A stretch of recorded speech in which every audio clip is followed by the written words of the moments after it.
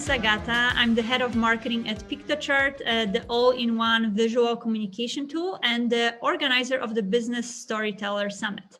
And I'm excited to welcome my guest, Esther Choy. Esther is the president and chief storyteller facilitator at Leadership Story Lab. She teaches storytelling to institutional and individual clients who are searching for more meaningful ways to connect with their audiences.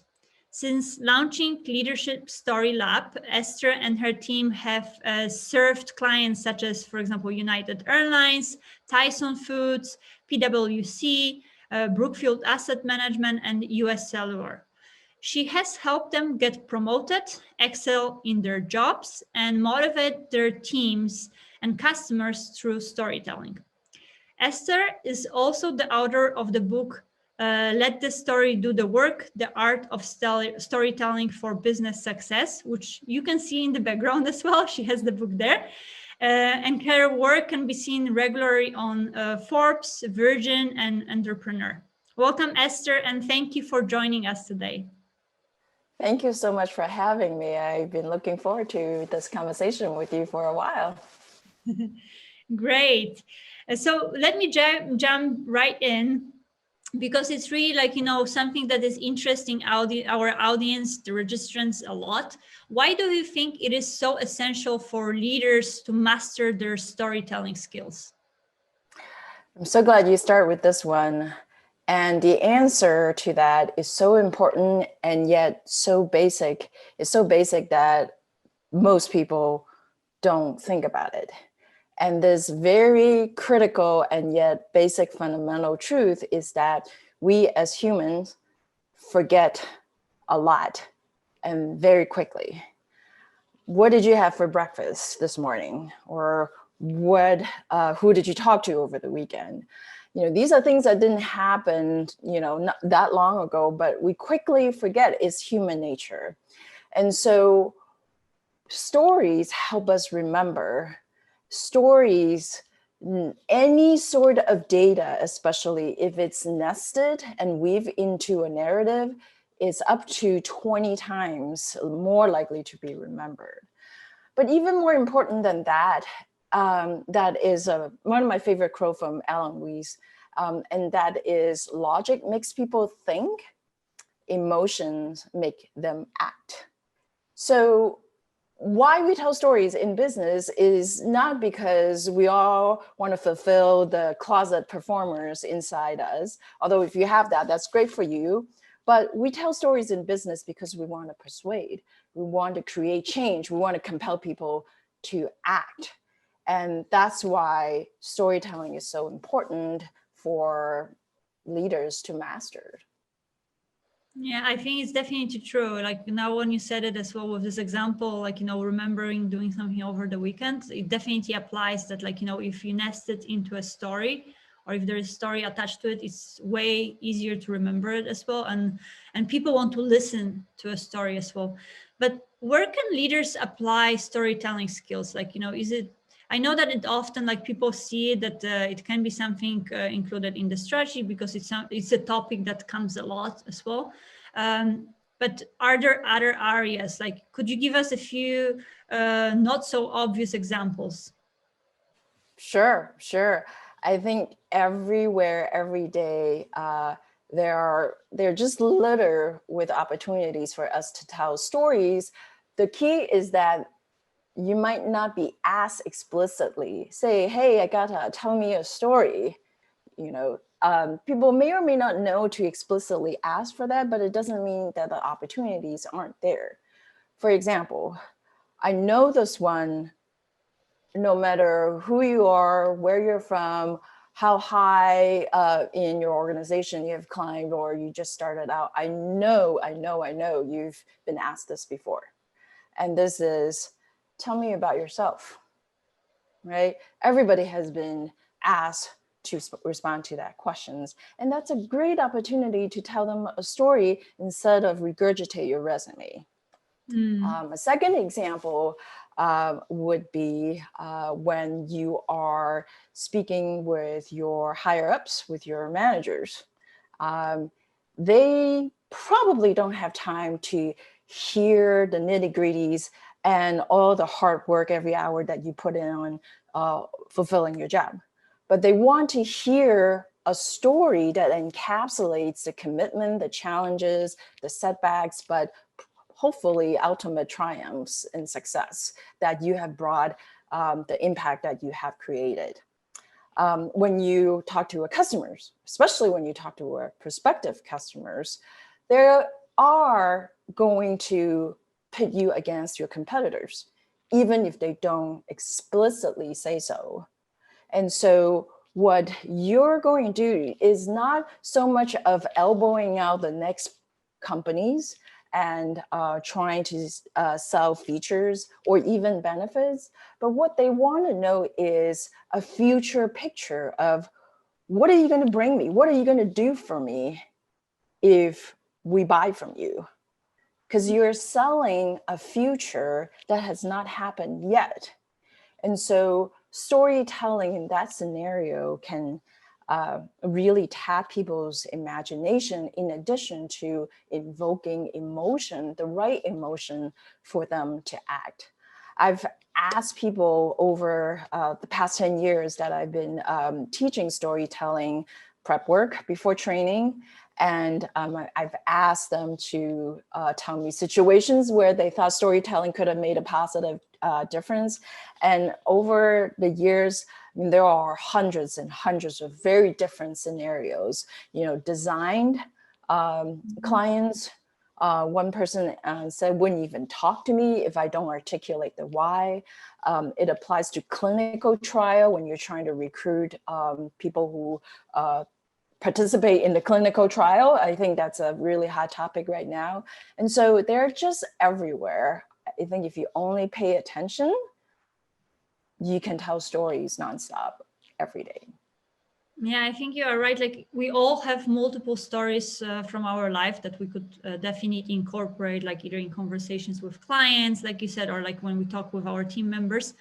But how would you identify and choose the right story that would get people interested and convinced by what you are actually saying? So we all have more stories than we'll have an opportunity to use. So the challenge is, which one? I would say several criteria. I would say that the one with the most relevant takeaway, that's the end of the story. The ones with the most surprises and suspense in the story. And some of it is depending on how you tell the story, you can build in surprises and suspense. And last one would be, what do you feel most compelled? What do you feel most strongly about? Because ultimately you're the messengers, you're the vessels that carry the story across. So you have to feel the story in order for the story to do its work, to do its persuasion work. So I would say those three are the ones that are most important. I think that brings us to a follow-up question. What are the most critical elements of a good story? Because you did mention it a bit already. And if the founders who are watching this session would like to use storytelling to persuade, let's say, their whole organization to follow a new strategic direction, what should they keep in mind? What do you think? Yeah, number one thing is a sound structure, a sound story structure. Now, you don't have to be a rhetoric, student of rhetoric. You don't have to be an English major or anything language related specialist. Just remember this, IRS, okay? I don't mean Internal Revenue Services, but my IRS stands for intriguing beginning, R stands for riveting middle, and S stands for satisfying end. So intriguing beginning, riveting middle, satisfying. And if you just remember this structure, then you're 50% there.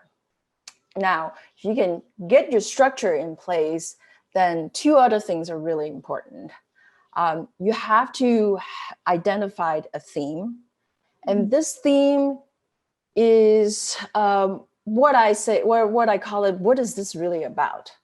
And you have to be able to say it in one short sentence. If you go on in paragraphs and paragraphs, that is not a theme. And then the last thing that's pretty important is that, is there a challenge and is there a change as a result? Because I'd like to say challenge is the nerve center of a story and change is the soul of it.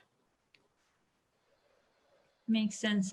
And do you think this could be applied to any type of story? Because I know we got a question around it as well, that like, is it possible to sometimes change a boring situation into something interesting? So I was wondering if maybe you have some example from the past, from working with your clients, where it was like rather a boring situation that was effectively turned into an interesting anecdote. Yeah. There are plenty because I do have clients who deal with data, who deal with technologies, cybersecurities, who have to do quarterly business reviews, P&L reports, again, quarterly. And so much of it, yes, could be boring. But remember what I said about suspense and surprise? Some of it is, especially surprises, is not due to anybody's doing, but a lot of it is how you tell the story. So I'd also like to say that business storytelling is a strategic sequencing of facts and emotion. In other words, if you tell it in the chronological way, you're not telling a story.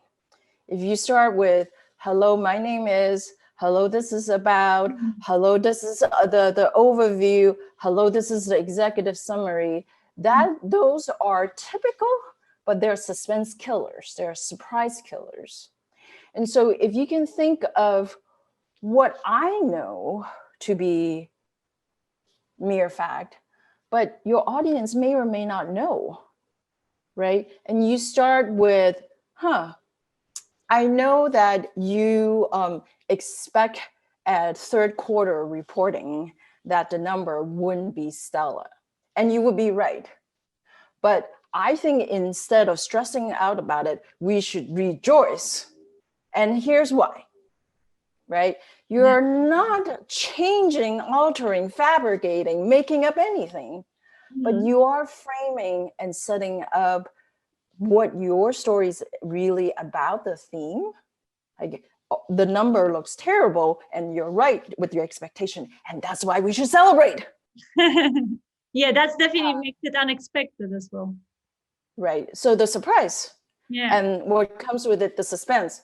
So you're either crazy or you know something we don't, but for the moment you have their attention because you have managed to create a suspense. You've also surprised them.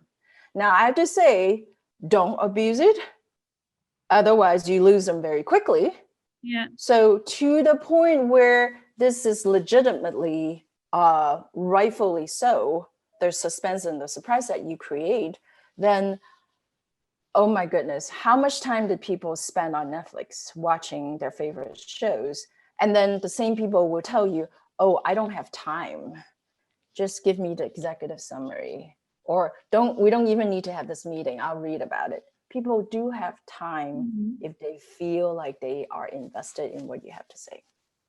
Yeah, that makes sense. I often see that, everyone follows the same structure, which is like a typical executive summary and so on, like presentation. That's usually like no one remembers anything after such a presentation. So I think if it's framed the way you suggested, it definitely like, you get the attention at the beginning already from the audience. So that's a very good idea.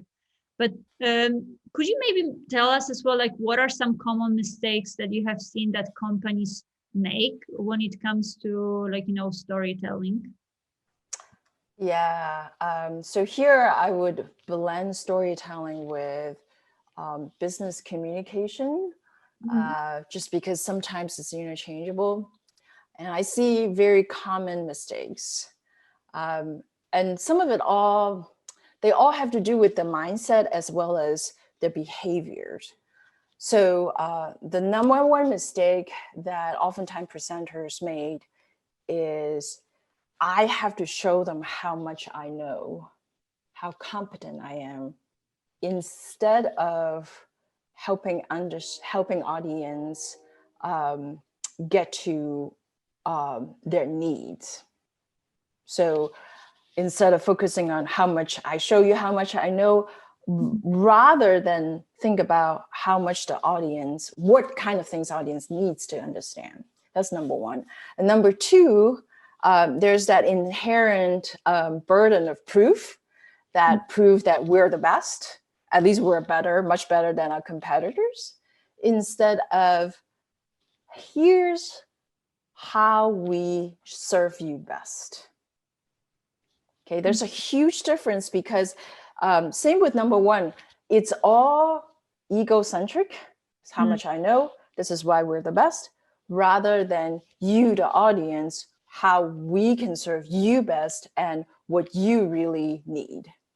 And then the last one is there's this inherent burden to feel like you have to be thorough instead of being intriguing and informative. Yeah, I noticed it also that one other mistake is that people go on and on. You touched base on it a bit, that they get lost in their own story, and then the audience is completely confused as well. So they try to use storytelling, but it's just not working that well. But actually brings me to another question. Because obviously not everyone is an amazing storyteller, right? Like it's something that you have to practice and learn as well, and then you could improve. So could you share a few ideas on how leaders could improve or practice their business storytelling skills with us and with the audience? Yeah, we're busy enough, right? With the demands of work, the demands of home and family. One more thing.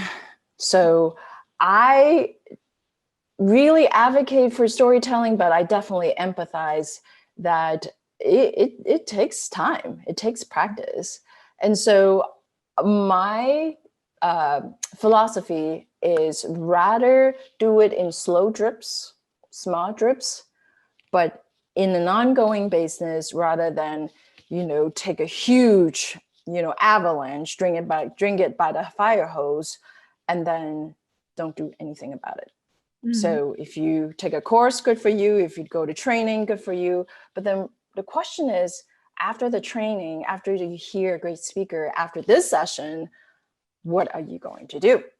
Because nobody, I guarantee you, no matter how good they are, is going to magically baptize you and turn you into a good storyteller. So think about instead, every single day, what is one thing I can practice to become a better storyteller? And I guarantee you, even after a month, you'll be all that much better. So some of the ideas for what you can do, that one thing you can do every day is perhaps practice IRS. Okay. And you can even use writing an email. You don't have to create this platform or create this opportunity for you to stand in front of people to tell stories. Think of the subject line as your intriguing beginning. Think of your first two paragraphs as your riveting middle, and think of your end of the email as your satisfying end. But it needs to be very brief, right? 150 words most. If you just try to practice that for a week, every single email as much as you can, the subject line is very enticing, very intriguing. Oh, you'll be set. And there are so many ideas that we have and we share in our newsletters or articles and whatnot. It's about the slow drip. It's about practicing every day. And do you think, like, how would you know, like, let's say if you do it with the email, right? Like, how would you know that you're improving? Like, would you incorporate some sort of like a feedback in it? Like, should the person maybe ask, like, do you prefer my emails right now than you like them before? Like, how could you like also incorporate a bit this feedback loop to know that you are moving the right direction? Yeah. So that's a great question. So how do you know you're on the right track, right? Because maybe instead of intriguing beginning, I read your headline, I said, not going to do that. I'm not going to even open it. And so I would start with someone you trust, someone you're close to, someone who will be honest and open to you. I would, in addition to keep doing it, I would ask periodically, so did you want to open that email more so than average, or did it make no difference? Was it not intriguing? Did you understand what is it that I'm trying to get you to do? Be very specific with what you're asking instead of asking, hey, do you like my email? Yeah, that's good. Because they wouldn't know what you're practicing and going after. Another thing that I would really recommend is in addition to telling better stories, I think we all need to do a better job collecting stories. And that is done by asking great questions. So here's another thing that you can practice. What is one great question that I can ask today that get other people to tell me their stories? So you could actually incorporate the stories of your colleagues as well and build them in, let's say, if you are working on strategy or selling to clients, right? Yes. Otherwise, what's coming from you tend to be all from a similar point of view, right? And that's the monotony and what seemed like, oh, it's not that exciting anymore is because where are you drawing the source of the stories? From yourself, right? But versus if you incorporate other people's stories, naturally other point of view and other voices, that's going to enrich your stories. That makes sense. I also noticed something on your website that you offer a guide for story clubs. And I got very intrigued by it. So I would love to learn more. I'm sure also our audience would love to learn more. What are story clubs? Yeah, so this is taken sort of borrow from a book club idea. Whether you have been in one or not, the basic idea is that a small group of people all read the same book, and then there are discussion guides for the group to basically get a deeper understanding of the book and the point of views and the story and whatnot. And so the story club is a do-it-yourself facilitated guide as a companion to my book, Let the Story Do the Work. And the point of it is that, speaking of practice, if you can afford the time once a week to get together with 2 or 3 friends and then go through different points of the book and select an exercise together so that you can give each other feedback. So that companion guide is free. And Amazon now sells my book cheaper than I can get my own book at the author's rate. So it's really a no-brainer investment, I think, on yourself and your company. That's great. Yeah, maybe we'll add as well this link to your speaker page so that the audience can find as well the guide easily. So I'll do this. And I would like to go as well through a few questions from our audience that we have received that are related as well to leadership and like how you can incorporate story. So we have received one question from our attendee, a marketing manager. How to manage people who are the same age as you, how to build your credibility as a leader with them. Yeah, so I think inherent, the subtext of that story is you're managing people the same age as you, or maybe even older than you. So the subtext of that is, who are you? Who are you to manage me? And it goes back to tell me about yourself. Who are you that I should respect you and follow you and not only work for you, but work hard for you? I think the number one thing is if the situation applies, I would totally just acknowledge that, oh, we're the same age and we bring in different experience. I think this is why I'm in this position. And if you just acknowledge that something that could be a source of tension, then the funny thing is that when you acknowledge it, dissipates. Maybe not completely, but it dissipates. Number two is that I would think about as much shared experience as possible. Maybe working a part-time or 2 or 3 part-time jobs to put yourself through college. Maybe a love for sports or a sports team. Maybe how much you hate scheduling software that you guys had to use. The list is endless. So besides acknowledging and besides think of shared experience to share stories with. And number 3 is I encourage people to think about what are 2 or 3 character defining stories that you ought to share with everyone, especially if you're trying to prove your place, your current place in the company. And so, for example, I don't share that often, but if the situation calls for it, I will say that my husband and I, at a time before we were married, we had a 2-year long distance relationship before a time of conference calls. So before there was Skype, and there's 2 generations before Skype, I worked in Eastern Washington and he worked in Brussels. And we did that for 2 years. And it was hard, it was challenging, it really pushed us, it really tested us.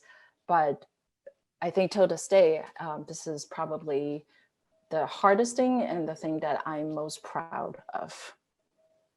So to me, that is a character defining story that even though it has nothing to do with work. But to me, that shows you character more so than any other examples that I can think of. And as you mentioned, it helps you as well to connect on this more emotional level, right? So you build this relationship with the person that you tell this story to. Yes, because everyone, even if they can't identify with that specific situation, maybe they've never had a long distance relationship, don't know anybody who had a long distance relationship. But I would say that most people have had to deal with something in their life that's really challenging. Yeah. And that's the core emotion that you are sharing with that person. Yeah, I definitely did. So I can relate. Good. Yeah, it was challenging, I have to admit, but we already had video calls, so we were the lucky ones, I would say. So I admire you for sure. Oh, thank you. The story would work with me. We also got another question from a VP of sales. He asked if you could share a few ideas on how he could convince executives to make a buying decision. Sure. How can you convince decision maker of a buying decision? Again, implying that they don't want to, or there's resistance to the idea. Otherwise, you wouldn't have to persuade anything. You just go shopping, right? So again, I would start with acknowledging what's in the room. So I would acknowledge what you know to your best ability, where the hesitations come from, where the resistance comes from, where maybe even the fear comes from, in a very respectful, gentle way. And so just get it out there. Never mind if you don't agree with it. Never mind if you think it's the silliest thing to worry about. It doesn't matter, because there's a persuasive power when you hear your own thoughts, especially your own feelings, through the voice of another human being. It's like a best stabilizing mechanism when you're dealing with someone who does not agree with you or what you think you should do. there's tons of research on that, actually, that, people don't hear until they feel heard. It's the basic human nature. And then once you've acknowledged that their point of view, then I would then go about thinking the mistakes that people make is that they would tend to jump right into it. Like, hey, we shouldn't have to do manual verification anymore. This is 21st century, right? Whatever it is that you wanted to persuade, I've seen clients just tend to jump right into it before they acknowledge. Wait till you acknowledge, then you go into the meat part of what most people start with, and that is, here are the reasons. And then don't end with it. End with a very concrete, tangible picture of the future of what is it buying for what? Buying for a brand new dashboard, buying, a brand new office, what is it? But articulate in a very concrete way the future with this thing that you're trying to buy. That's what a satisfying end really means. So kind of it's this promise as well that you show to the audience as well, like how it could go better, right? Like and change better. Yeah. How would it be different? And I've seen plenty of examples that it doesn't have to be this long, elaborate explanation. One very simple way I've seen to paint a picture of a future was here's currently how our sales force spend their time, 5-6 categories and percentage breakdown of how they spend their time. And then here's the future time allocation of how our sales force will spend their time, same category, but very different distributions. So here's current, here's status quo, here's future, with this new implementations, software implemented. And then of course, the part that everybody hate doing, shrink itself by more than half, and then thus creating more room for relationship and business development and more sales and more revenue. That's the part that most people or everybody want. And that's the part that is very visually clear that, what we hate, shrink a lot. What everybody loves, expanded by quite a bit, right? So it's one picture that tells all, and you don't have to go into too much of an elaborate explanation at all. Yeah, people love also some data points always. It's good to always have something. The right one is so powerful. Yes, exactly. The last question is from an educational social enterprise.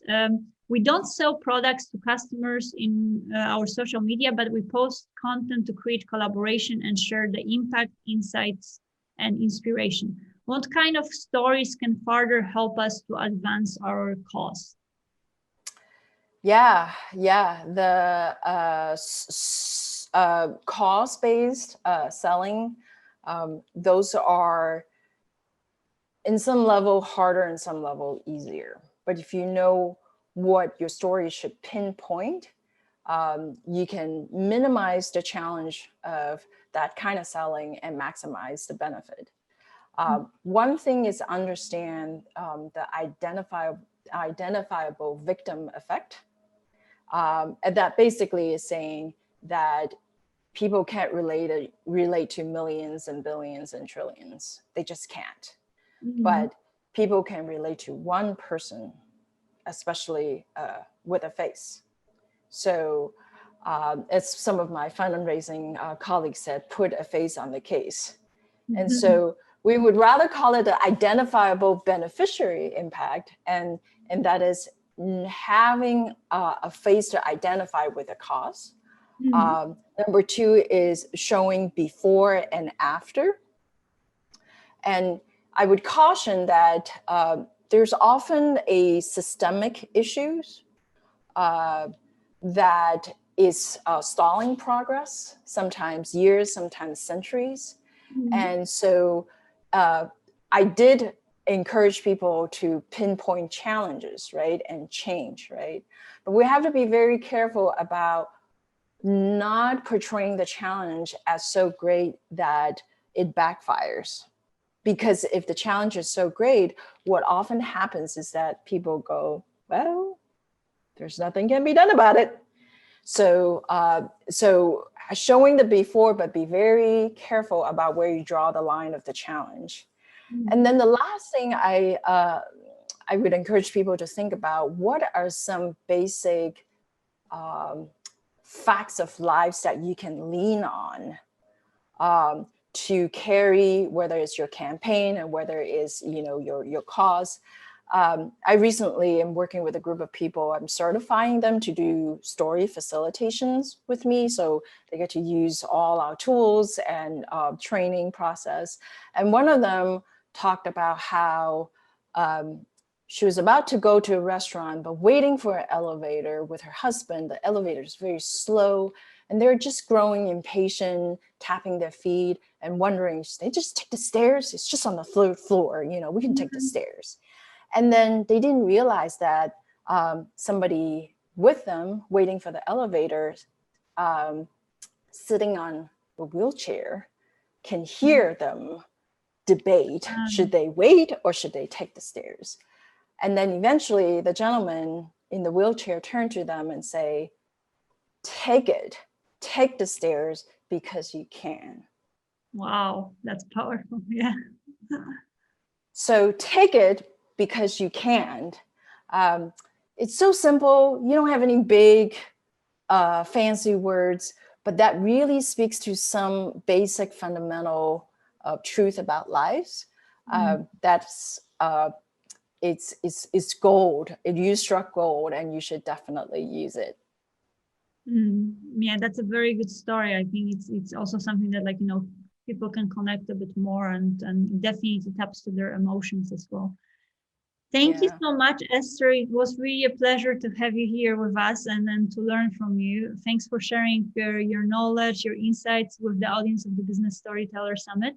I'm sure all of us learned a lot as well from it. And I think if you know, people would want to learn more a bit like how to apply storytelling leadership, they could definitely check out your book or your website. Maybe you could also shortly tell a bit about the trainings that you're offering. Yeah. So obviously, the book is such a easy, low-cost way to invest in yourself. If you want more structure feedback, if you want to being able to be trained as well as applied what you learn immediately on a pitch deck, whether it's job interviews, whatever it may be, because my training is based only on what are your current challenges that telling better stories can help you create a more positive impact. So it's the same process and same framework, but I apply it to the particular situations that you are facing. So, and it's very interactive. I love it. And people have fun, and it's usually 90 minutes, 2 hours per session, and even a whole day, 2 days. People felt like, oh, I can't believe 2 days, 1 day just flew right past. Well, you know, when you're immersed in it, you're engaged in it, you don't pay attention to time. Yeah, this type of trainings are always the best ones, like when you are really engaged and, you know, you can interact and you learn by doing, definitely. As well. Yes, totally agree. Thank you once again, Esther, and goodbye. Thank you.